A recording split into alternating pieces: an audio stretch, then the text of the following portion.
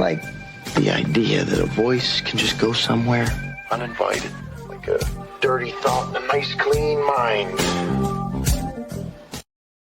Welcome back, everybody. I'm Jay. This is The Liberal Lens. Today, let's talk about the journalist Laura Jadine, who went undercover, applied as an ICE agent, and had something really unexpected happen. Pay attention to what Laura says in this, though, because it is completely insane, the hiring process with ICE right now. But she can do a better job of telling you than I can. Our next guest went through the agency's recruitment process as an undercover journalist, and her experience suggests something that might be even scarier. ICE's recruitment push is so sloppy that the administration effectively has no idea who's joining the agency's ranks. Joining me now is that journalist and author of the Substack Firewalled Media, Laura Jadine. Laura, your plan was never to become an ICE agent, but just to apply for the job. What stood out to you when you went to the ICE Career Expo in Texas? Well, the expo was all I was intending to write about. And a few things just from that, it was very empty. There weren't a lot of people there. They seemed to expect a lot more people than showed up. The venue was far too big for the number of people there were. And the interview itself took about 6 minutes. I've been accused online a bit of lying by omission. And for that to have happened, they would have had to ask me more questions. They asked me questions like my name, my date of birth, how old I am. They took my resume, which was 100% accurate. And they said that I would hear back. I didn't expect to hear back because I have a very unique name. And the minute you type that name into any computer, it becomes immediately obvious that I'm not an ideal recruit. I'm a journalist. I am very clear online about how I feel about ICE, about how I feel about the Trump administration. So I didn't expect to hear back from them ever again. But you did hear back from them, right? And I wonder if there was. I wonder if there's anything beside that you witnessed that's, in addition to doing this 6-minute interview.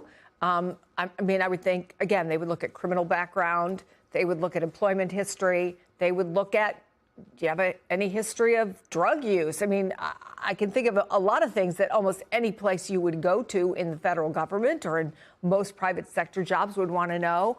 What did you see they were doing? Yeah, I mean, this is one of those the dog that didn't bark things. It's what they weren't doing. And those are the questions they weren't asking.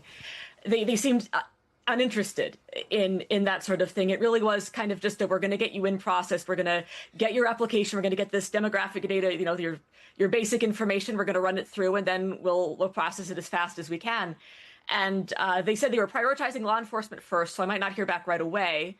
But people were getting same-day offers. So, it seems like this is a systemic thing. It seems like they're very incurious about the people who are applying.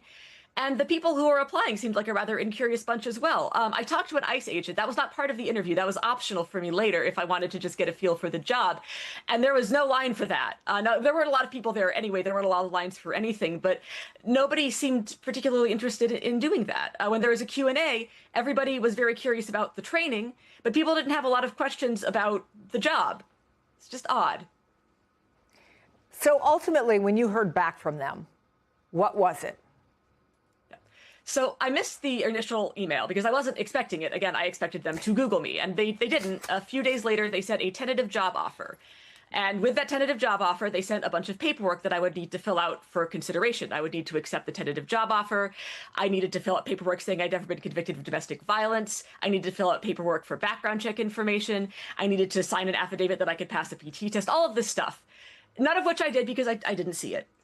And yet, apparently the application advanced anyway, because a couple weeks later, I got an email from LabCorp saying, hey, come and take a drug test for ICE. And I was pretty sure that wasn't going to work out well. Cannabis is legal in New York State, and I had partaken of it 6 days before their test date. But, why not? I went ahead and took the test anyway. And then 9 days after I took that test, because they're supposed to call you when you fail. So I was curious, did I somehow pass this test?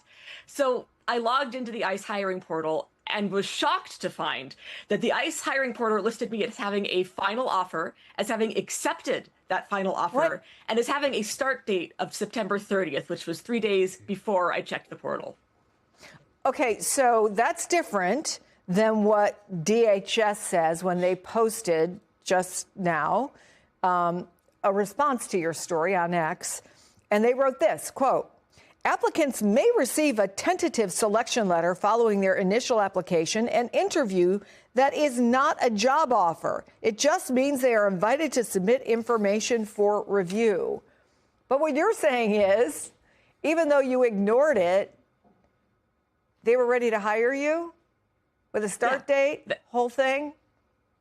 Yep. No, this is, and I went ahead and quote tweeted and replied with a video of a screen capture of what I saw when I logged into that ICE portal. What I saw was a final job offer, a start date, and a little thing that said, "Welcome to ICE." They can try to hide this all they want, but this was not a tentative selection letter. This was a final offer and a start date for a role as a deportation officer. And it's very funny that they hired a journalist who openly despises their program. That's funny, but what's disturbing is we don't know how many other people this happened to. It seems unlikely that it was just me. We don't know who's wearing these masks with guns in our city. We don't know if they have domestic violence convictions. We don't know if the people who are manning deportation centers, detention centers, have been convicted of sex crimes or crimes against children. These are people that will neither be believed nor missed. I mean, the more you think about it, the worse it gets. So we're almost out of time, but today does mark 1 week since the death of Renee Good. And just yesterday, we had reporting about ICE ramming into a U.S. citizen's vehicle in an alleged racial profiling incident. All these agents, as DHS posted on X, have federal immunity in the conduct of their duties. That's their claim. They have federal immunity. After this experience, how concerning do you find that? I mean, it would be concerning even if they were vetting ICE officers. The idea of absolute immunity is un-American and definitely against the law and terrifying. The idea that you can do whatever you want if you get this position. But it is even worse when we think about the fact that most of these people may not have been vetted at all. It is very possible, something that should at least be investigated, I feel. This is an emergency. We have people on the streets wearing masks with guns, terrorizing, brutalizing, and now murdering people. This is an emergency. And frankly, it's past time the state governors called up the National Guard or had the law enforcement officers defend their constituents against what I'm going to go ahead and call people terrorizing our cities. Are any of us actually surprised that the Trump administration is just hiring everybody for their private army?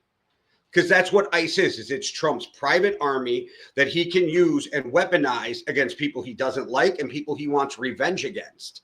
And we've seen this been going on for a while now. It's just more and more crazy shit like Renee Good and the way we're seeing videos of the way not only how they're treating people that they're taking into custody for immigration issues, but how they're also treating American citizens. At this point, you know how broken your moral compass has to be okay with and cheer for the cruelty that's happening to human beings. It's a wild time we're living in. And like I said, Trump just created his own army and ICE because the courts have ruled against him from using the National Guard and the army. So Trump just said, fuck it. His administration just created their own military and their hiring practices are crazy. There definitely needs to be an investigation into the hiring practices, the training that's going on, and the fact that they're even paying hundreds of billions of dollars to fund ICE. This money could be going to healthcare.